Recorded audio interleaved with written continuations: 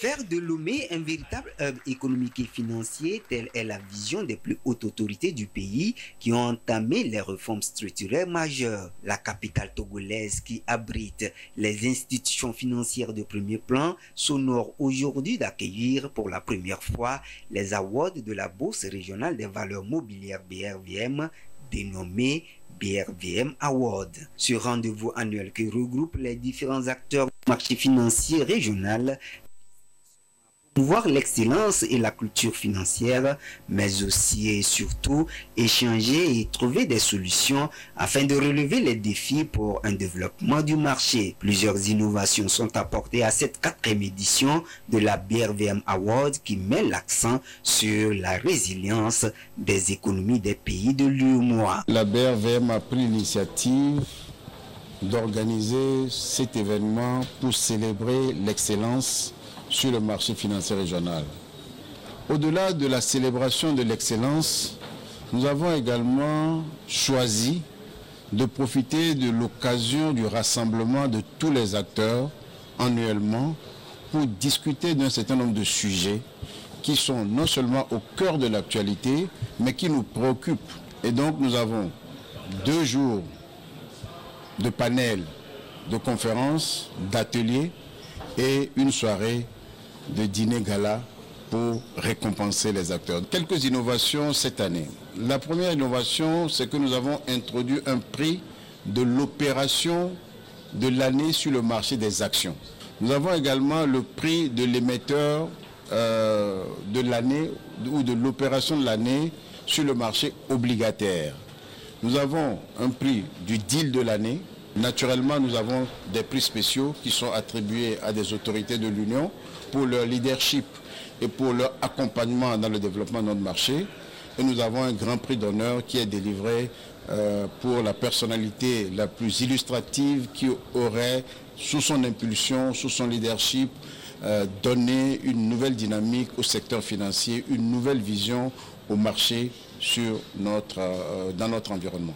Cette 4e édition de la BRVM Award intervient dans un contexte de crise économique mondiale qui touche les marchés financiers. C'est ce qui justifie d'ailleurs le choix du thème « Marché des capitaux et résilience des économies ». L'impact de cette crise n'est pas considérable au niveau de la BRVM qui a ses indicateurs au vert. Nous sommes aujourd'hui sur un marché qui a fortement progressé sur tous ces indicateurs. Notre marché action a atteint un niveau de capitalisation de 7 500 milliards avec 46 sociétés cotées. Notre marché obligataire a atteint un niveau de 8 900 milliards avec plus d'une centaine de lignes obligataires. Donc aujourd'hui, nous avons un marché, je dirais, financier régional qui a une taille d'avion 16 000 milliards de francs CFA, ce qui consolide sa place de 6e place boursière sur le continent africain. La BRVM se porte bien, tous nos indicateurs sont ouverts. Les performances de la Bourse régionale des valeurs mobilières BRVM sont aussi dues aux différentes réformes menées par l'autorité du marché financier de l'UEMOA. Le chantier des réformes pour rendre cet écosystème financier plus visible et attractif est encore vaste. Face à ces enjeux majeurs, le régulateur ne ménage aucun effort pour assurer une transformation structurelle du marché à travers la mise en œuvre des nouvelles priorités de développement du marché financier régional, dont la vision est de faire du marché financier régional une place financière attractive et sécurisée pour un financement durable des économies de l'Union. Les économies des pays de l'UEMOA sont dominées par les PME-PMI qui ont besoin de financement. Un compartiment est créé à cet effet pour ces acteurs importants du secteur privé. Nous avons créé le 3e compartiment de la BRVM pour préparer des PME à accéder au marché de capitaux. On en a sélectionné 30. On est en train de travailler avec ces PME-là, dont quelques Togolaises. Et l'idée pour nous, c'est de faire en sorte que ce compartiment soit le creuset du financement de nos PME pour pouvoir leur donner les moyens de pouvoir croître et de se développer convenablement. Plus de 3112 milliards de francs ont été levés par les États de l'UEMOA sur le marché financier régional. C'est dit combien de fois ce marché constitue un véritable levier pour le financement du développement. En ouvrant officiellement les travaux de cette 4e édition de la BRVM Award, Madame le Premier ministre représentant le président de la République Faure Sozimna Gnassingbé, parrain de l'événement, a insisté sur les innovations devant conduire à une véritable inclusion financière sur le marché financier. Je pense particulièrement aux petites et moyennes industries et entreprises, les PMI, qui représentent près de 80% du tissu économique de nos pays. Plusieurs actions doivent être menées pour mieux expliquer les opportunités qu'offre la BRVM et pour aider ces PMI à s'organiser afin d'aller capter des ressources sur les marchés financiers. Ceci à travers l'amélioration de la gouvernance, l'amélioration des états financiers, etc. Des défis majeurs restent à relever pour ce marché financier régional en perpétuelle mutation. Les acteurs réunis à Lomé échangeront pour une bonne culture boursière et pour le développement du marché financier de l'UEMOA.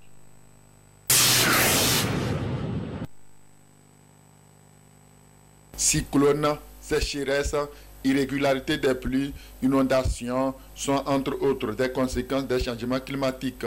Ces aléas climatiques ont un impact sur le rendement agricole. Face à cette situation, il urge de prendre des mesures alternatives d'adaptation. Et comme mesure alternative, l'utilisation des semences améliorées. Nous recommandons que lorsque deux grandes pluies qui peuvent atteindre 20 mm arrivent à se suivre, surtout quand on est en mars-avril, dans la partie méridionale, c'est le démarrage de la campagne. Vous avez choisi un terrain, d'accord, mais il faut que le terrain soit propice à ce que vous voulez. Bon, si nous prenons toujours notre culture baromètre au Togo, je veux dire le maïs, nous avons plusieurs variétés. Il y a les variétés à cycle court, les variétés à cycle intermédiaire et puis les variétés à cycle long. De cycle court, c'est la famille des TZEE, dont le cycle tourne autour de 85-90 jours. Bon, intermédiaire, c'est entre 90 et 100 jours. Et puis, bon, le cycle long va jusqu'à 110, voire même 120. C'est pour que l'on puisse bien caler sa production. Toutes les variétés, s'il y a une poche de sécheresse, il faut que la poche de sécheresse soit traversée. Ça, c'est très important. L'autre aspect important à ne pas négliger dans la pratique agricole est le respect de la gestion durable des terres. Pour récolter et pour bien récolter, il faut savoir à quel moment tu as semé. Quand est-ce que tu vas sarcler? On fait le sarclage, on apporte l'engrais NPK entre 15 et 21 jours. Ensuite, on reviendra pour apporter de l'urée pour pouvoir faire le bionnage et puis ça permettra alors au maïs de bien se porter et ainsi de suite. Et nous disons qu'il faut toujours respecter les doses. Mais nous recommandons, ceci n'est pas facile, mais nous recommandons qu'il y ait la fumure organique, le compost. Des conseils pratiques et utiles à mettre en application pour tirer meilleur profit de sa production agricole. Soulignant que l'Agence nationale de la météorologie du Togo, ANAMET, a déjà mis à la disposition des agriculteurs des données de la prévision de la grande saison au sud du Togo. Et selon cette prévision, il est prévu entre mars, avril et mai, dans les régions maritimes, des plateaux et centrales, des précipitations normales qui évolueront vers une situation excédentaire.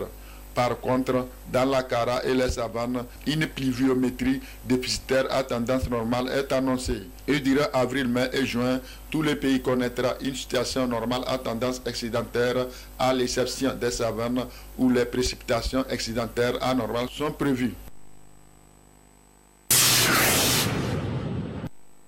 C'est lorsque le cœur devient défaillant. Le cœur est incapable de propulser du sang pour pouvoir distribuer aux autres organes. Il s'agit précisément d'une pathologie dénommée insuffisance cardiaque. Selon les spécialistes du domaine, c'est une complication de certaines maladies cardiovasculaires qui touchent les personnes sans distinction d'âge. Chez l'enfant, comme cause, nous avons ce qu'on appelle les cardiopathies congénitales. Ce sont des malformations qui touchent le cœur avec lesquelles l'enfant naît. Une fois que les malformations ne sont pas dépistées tôt ou ne sont pas traitées tôt, cela peut évoluer vers une insuffisance cardiaque. Et chez les personnes adultes, la première des causes ici, nous avons l'hypertension artérielle. Nous avons également le diabète, qui est l'élévation de la glycémie. Nous avons également les infections comme le VIH, le Covid. Nous avons aussi les cardiopathies ischémiques. C'est lorsque une ou plusieurs artères du cœur sont bouchées et cela se manifeste par des douleurs de poitrine. Et si la prise en charge n'a pas été faite dans les délais, l'évolution se fera vers une insuffisance cardiaque. Nous avons aussi l'atteinte des valves cardiaques, qui sont des portes du cœur qui permettent au sang d'entrer et de sortir. Si la prise en charge qui est le remplacement valvulaire n'a pas été faite, cela peut évoluer vers une insuffisance cardiaque. Le cœur est le moteur de l'organisme et une anomalie dans son fonctionnement peut entraîner progressivement des conséquences graves si rien n'est fait. L'évolution se fera d'abord vers une insuffisance cardiaque chronique au long terme et cela va entraîner d'autres complications qui sont les troubles du rythme, c'est-à-dire le cœur qui va battre très fort de façon soit régulière ou bien soit de façon désordonnée, ou soit le cœur qui va battre très lentement, ou bien soit des complications thromboemboliques. Lorsque le cœur bat de façon désordonnée, cela peut entraîner la formation des caillots qui vont aller boucher les vaisseaux, qui peuvent entraîner des AVC. Et à un stade avancé, il peut arriver la mort subite, qui est vraiment dramatique. L'insuffisance cardiaque est curable, mais demande beaucoup de moyens financiers, surtout dans les pays en développement comme le Togo. Il est donc préférable de garder le cœur sain pour une bonne circulation du sang dans l'organisme.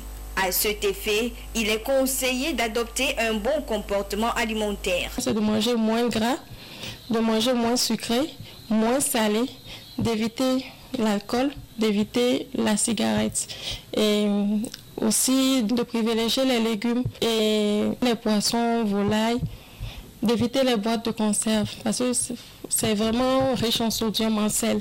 La fatigue, le manque d'énergie, l'essoufflement, la confusion ou le trouble de la mémoire, le gonflement de pieds et des jambes sont entre autres signes cliniques de l'insuffisance cardiaque. En cas d'apparition de ces symptômes, il est vivement conseillé de se rendre dans un centre de santé pour un bilan médical.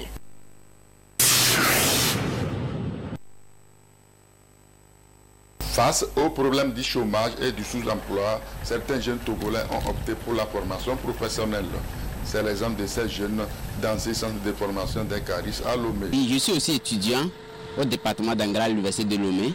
Je vois que tout cela est théorique et il fallait aussi avoir un autre diplôme professionnel qui va m'indiquer et me spécialiser dans un domaine donné, dans lequel je vais aussi me spécialiser afin d'être intégré dans la vie active et professionnelle. Je suis commerçante, je suis dans la vente des matériaux de construction. Mais je voulais apprendre quelque chose de plus, rajouter à ce que je fais. J'ai vu ça là, j'ai dit bon, pourquoi ne pas saisir l'occasion là de venir me faire former. Les caris sont ceux qui conduisent des engins de manutention pour soulever les charges.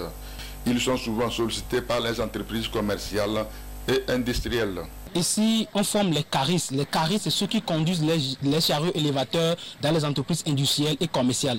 Et les grutiers, c'est ceux qui conduisent les engins PPM. Les engins PPM, ce sont les engins de manutention, peut-être pour les manutentions qu'on utilise pour décharger les navires dès leur arrivée de l'Europe. Le pays aujourd'hui est en construction, on est en train de nous construire des nouvelles entreprises, vu que toutes les entreprises industrielles du monde entier utilisent les caristes, ceux qui conduisent les engins de manutention, précisément le chariot élévateur dans les entreprises industrielles. Comme vous le voyez derrière nous, c'est un engin de manutention qui peut soulever une charge de 1 à 5 tonnes. On a le diplôme, mais on n'a pas le diplôme professionnel. Mais aujourd'hui, c'est le diplôme professionnel qui aide les gens à gagner rapidement un boulot. Comme toute formation professionnelle, la pratique est associée à la théorie. Bon, d'abord, si les apprenants arrivent, qu'est-ce que je fais? Je leur définis ce que c'est qu'un chariot. Parce qu'il y a beaucoup de chariots. Lui, on le colle le nom élévateur parce que ça prend une charge qui peut soulever à une hauteur de 4,50 m et la descend. Il peut poser ça, mais descendre ça. Ce chariot, c'est un chariot mécanique. Ça se conduit comme une voiture. Il y a l'embrayage, le frein et l'accélérateur. Donc si vous arrivez à maîtriser ceci directement, si vous voyez une voiture, vous pouvez conduire ça. C'est la même chose comme une voiture. Il y a 2 leviers de vitesse et 2 leviers de commande. Mais les leviers de commande, ça se varie suivant les chariots. Vous pouvez trouver 3, 4. Il y a aussi des vérins qu'on appelle des vérins d'inclinaison qui marchent avec le levier d'inclinaison. Il y a 3 vérins aussi d'élévateur qui marchent avec un levier de commande qui fait monter et descendre. Il faut maîtriser correctement l'entrée dans les palettes, comment les poser sur les camions. On les colle. Vous posez les 2 faces. Si c'est plateau, vous les posez. Voilà une charge qui est posée par terre. Une machine qui est par terre. Bon, il faut le prendre par le bas. Comment le prendre?